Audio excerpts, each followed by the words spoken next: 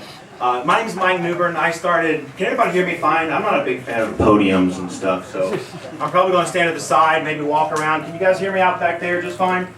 I started Buckeyes for Concealed Carry on campus at Ohio State in November of 2011, and for the last year or so of Gordon Gee's tenure, I was a topic of conversation in his office on a weekly basis, and was a thorn in his side for a very long time, but I cannot take credit for his recent departure from the university.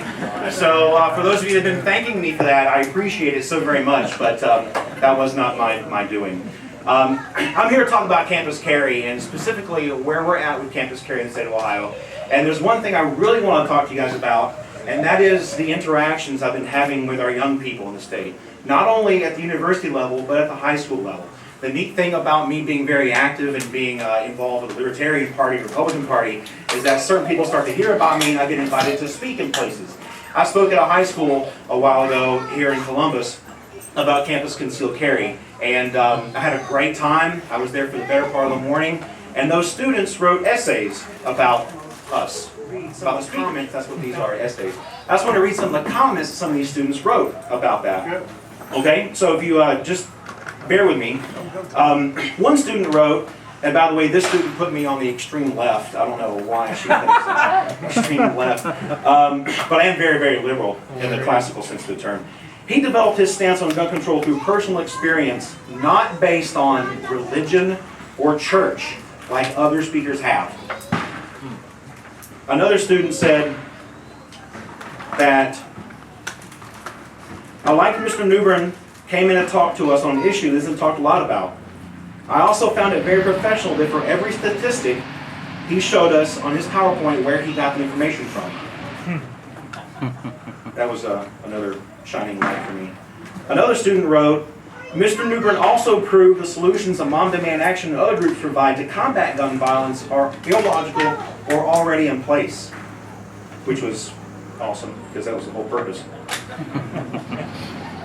One student was surprised at the crime map that I showed of crime at Ohio State, and when I do the presentation, I say, here's a crime map of Ohio State's campus, and there are 156 violent crimes in the university district and on campus last semester, and that always gets them every time. A little pause.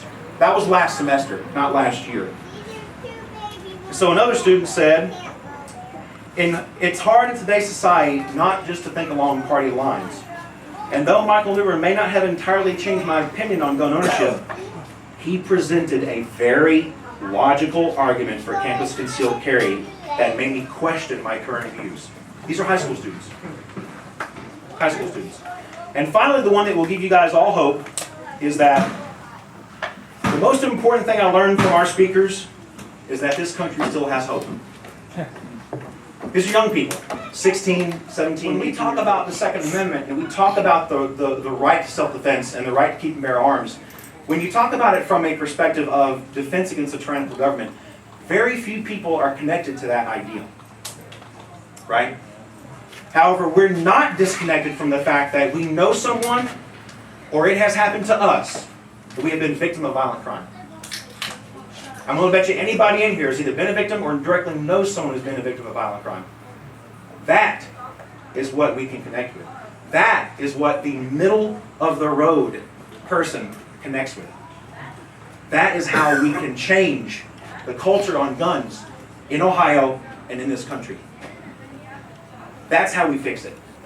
So if there's one thing you guys take away from this whole thing and meeting me today, and I'm so proud to be here, and I'm so honored you guys think so highly of me to bring me out, is that it's the right to self-defense. If I go out and I get a concealed handgun license in the state of Ohio, how am I different on this side of the street than I am this side of the street? Why can't I carry a concealed handgun onto a college campus? Why can't I carry my concealed handgun to my high school to pick up my high school age child? Why can't I carry a concealed handgun when I go take care of business at the sheriff's office?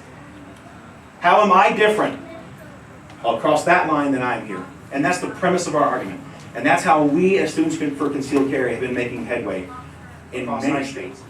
Do you guys know what happened just across High Street from on campus this week at Ohio State? Does anybody know? You do. There was an armed robbery on campus. Yep. In the middle of the day. He didn't read the sign. He missed the sign. Yeah, missed the sign. Actually, there was no sign posted. He missed a little piece of paper that says you can't have a concealed handgun on a college campus. I challenge you to reach out to Senator Eaker. I challenge you to reach out to Representative Mag and demand full campus concealed carry immediately. Hold representatives and legislators and senators to their vote.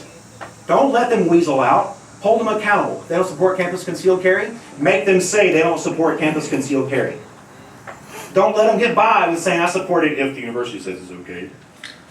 I support it if the extra training involved. Hold them accountable. Make them say, I do or I do not support campus concealed carry. And it's time we have that conversation. We have to have that conversation now. Or there's going to be another 156 crimes on Ohio State's campus. There's going to be another 6 rapes. There's going to be another murder in the university district. Every semester, guys, I'm not lying, every semester. 6 people are sexually assaulted on and near campus. 6. And that's just OSU. That's not Cincinnati, which, by the way, is the 5th most dangerous college campus in all the United States.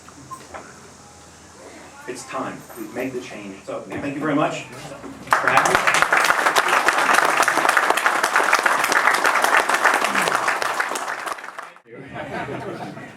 There are some things that I'll let you know that maybe you wonder why we don't act upon them. The city of Cincinnati is one that I'm just frustrated with. They have a large number of ordinances on their books that are completely illegal. They still have their magazine capacity ordinance, which we all know that they wouldn't enforce because they wouldn't win.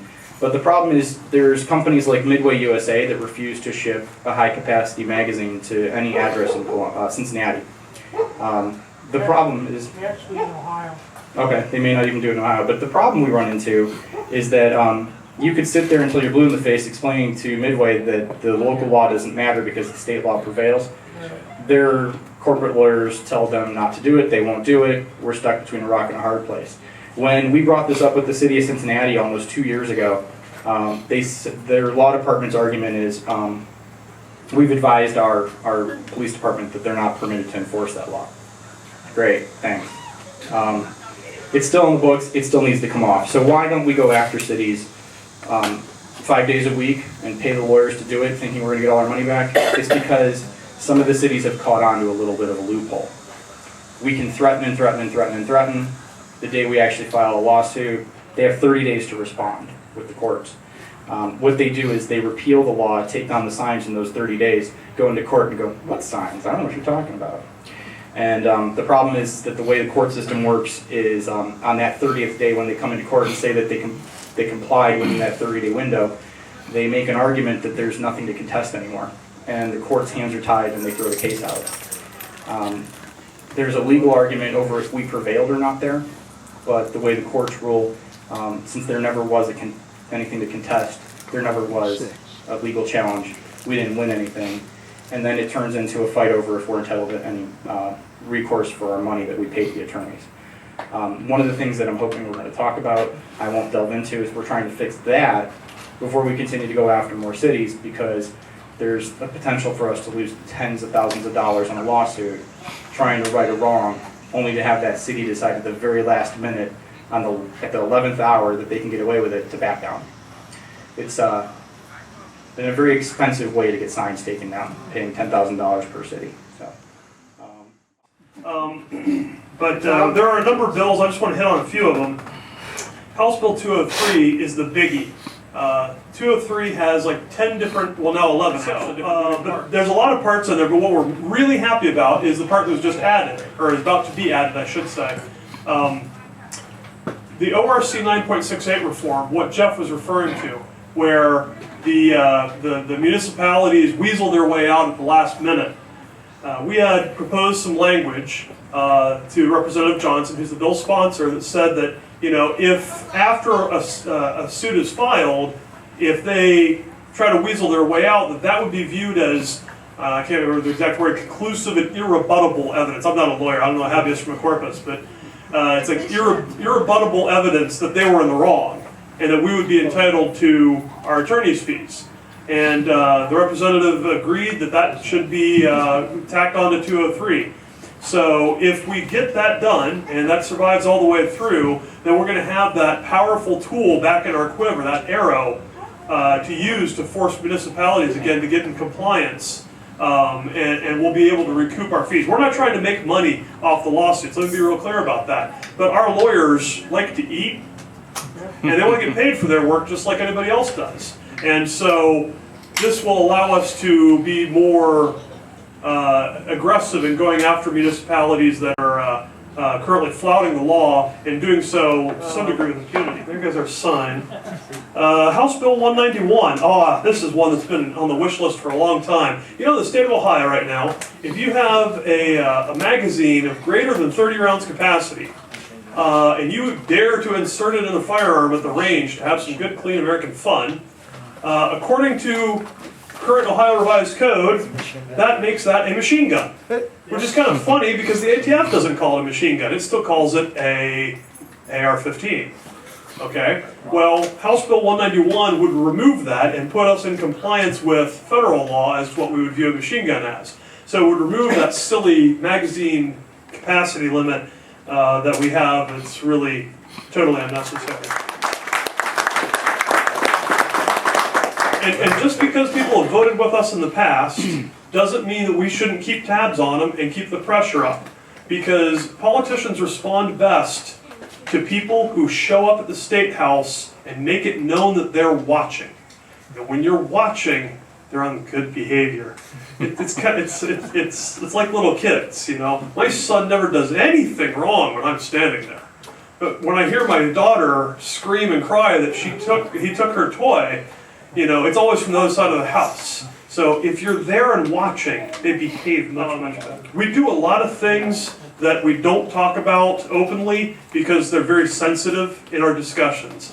A good example is Representative Johnson is trying really, really hard with House Bill 203 to build a large coalition. That's why there's so many moving parts.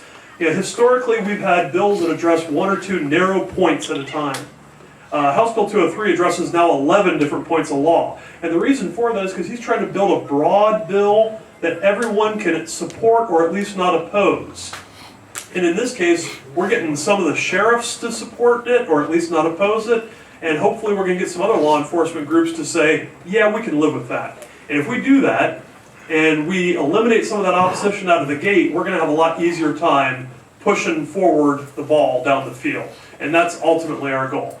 I hope I haven't gotten too far into the inside baseball with that. If you have any questions, I'll take them, but otherwise, that's pretty much your legislative update. Thanks.